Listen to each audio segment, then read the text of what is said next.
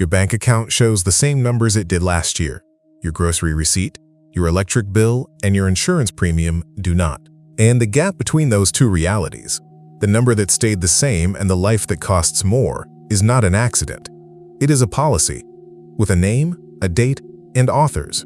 By the end of this video, you'll be able to explain, in plain language, to anyone, the precise mechanism by which the Federal Reserve's official inflation target transfers purchasing power out of your savings account and into the financial system year after year by design. Not because of bad luck, not because of supply chains or geopolitics, because the system was built to do exactly that. And the man who explained how it worked wrote it all down in 1912, before the Federal Reserve had its modern form, before any of this was official policy. But we'll get there. Let's start with a number. 2%. You've heard it. The Federal Reserve's target inflation rate. 2% per year. It sounds almost nothing. Almost cautious. Almost protective. Like a thermostat set just high enough to keep the pipes from freezing. But run the math, and it stops sounding cautious. There's a rule used by anyone who has ever thought carefully about compound growth. It's called the Rule of 72. You take 72 and divide it by your annual rate of change, and you get the number of years it takes for that thing to double, or, in the case of inflation, to halve. 72 divided by 2 is 36. At the Fed's official target rate, the purchasing power of a dollar held in a savings account is cut in half every 36 years. Not because of a crisis, not because of a war, or a pandemic, or a supply shock. In perfectly ordinary times, at the rate the Federal Reserve has formally committed to as its goal, money sitting in a bank account loses half its value in a little over 3 decades. Think about what that means for someone who spent 30 years working, disciplined, doing what every financial advisor and every piece of conventional wisdom ever told them to do: save. Be patient. Don't spend what you don't have. They did that. And the system's official policy guaranteed that the reward for doing that was losing half of it. Now here is the question that almost nobody asks. And I want you to hold it, because we're going to come back to it. The question is, why? Not why does inflation exist? That's the easier question. The harder question is, why does the purchasing power loss fall so heavily on the people who save? Why does it seem to land hardest on exactly the person who did everything right? The answer is a mechanism, and it has a name, and it was described in precise detail nearly 300 years ago. In the early 1700s, an Irish-French economist named Richard Cantillon was thinking through what actually happens when new money enters an economy. Not in the abstract, not in theory. In sequence. Who gets it first? What happens to prices in the meantime? Who ends up holding the bag? What he found was this: new money does not distribute uniformly. It is not as though someone opened a valve at the top of the system and every account in the country rose by the same amount at the same moment. Money enters at a specific point. It flows outward from there. And by the time it reaches the end of the line, the prices have already started moving. The people who receive new money first, before the prices adjust, get to buy things at the old prices. They gain real purchasing power. The people at the end of the line, who receive the new money last or who hold savings in fixed value accounts, encounter the higher prices before the new money reaches them. They lose real purchasing power. They pay for the gain of the first group without ever receiving the benefit. This is what economists call the Cantillon Effect. And it is not a theory about what might happen. It is a description of the mechanical sequence by which new money moves through any economy. Now think about where the Federal Reserve's money enters the system. It does not arrive in your checking account. It does not show up as a deposit in your savings. It flows first into the banking system to what are called primary dealers, the large financial institutions that have a direct relationship with the Fed. From there, it moves into asset markets, into the bond market, the stock market, real estate. Prices in those markets rise first. By the time the new money has worked its way through the financial system and into the real economy, into wages, into consumer prices, into the cost of a grocery run, the asset owners have already seen the gain. The saver with a bank account is last in line.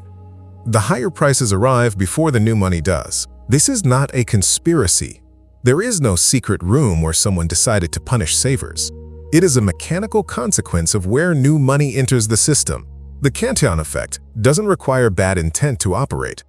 It only requires that money enters at one point and travels outward, and that the people holding fixed value savings happen to be at the end of the chain. And this still doesn't explain why the government made this official. Why?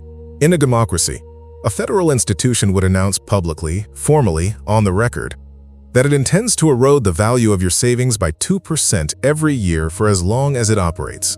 That question is still open. January 25, 2012, that is the date. The Federal Open Market Committee, the body inside the Federal Reserve that sets monetary policy, released a statement announcing for the first time in the Fed's history as we know it, an explicit, formal, numerical inflation target, 2% per year, long-run goal, official policy. Read the language carefully, because the language matters. The statement does not say, we will try to prevent inflation from exceeding 2%. It says 2% is the target, the destination, the goal. It is not a ceiling, it is not a warning level, it is where the Fed intends to aim. That distinction is not small. A ceiling says, we will try to stop it from getting this bad.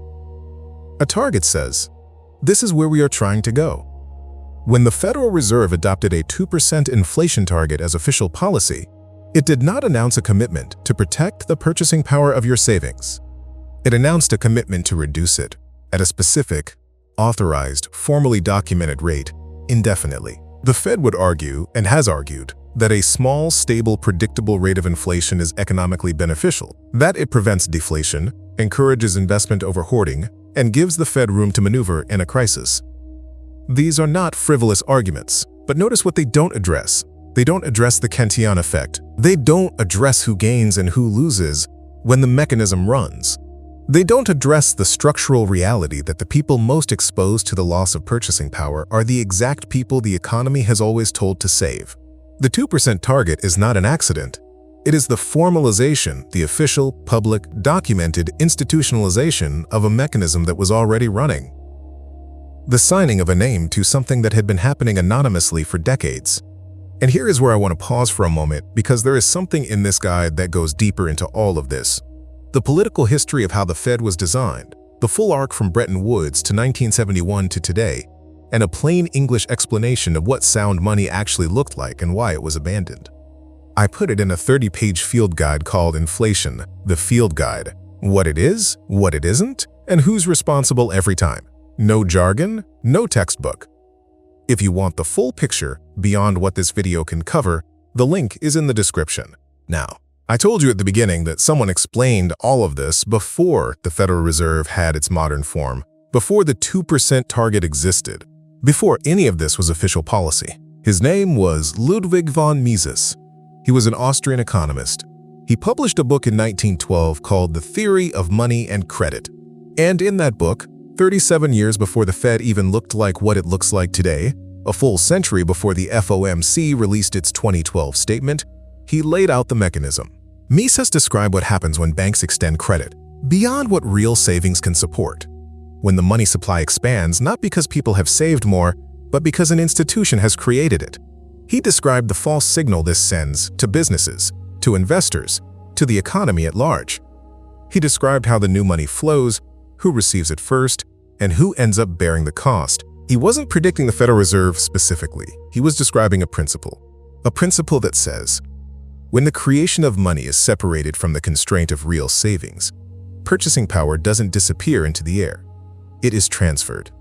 From the people who hold it in fixed form, to the people who receive the new money before the prices move. Mises argued in Human Action, published in 1949, after he had lived through 2 world wars and the collapse of the Austro-Hungarian monetary system, that inflation is never a phenomenon that governments stumble into. It is a policy they choose because it allows them to spend beyond what taxation would permit and to transfer real resources from the public to the state without the public noticing in real time. A tax on savings, he argued, that requires no legislation and no vote. It simply requires control of the money supply and the patience to let the mechanism run.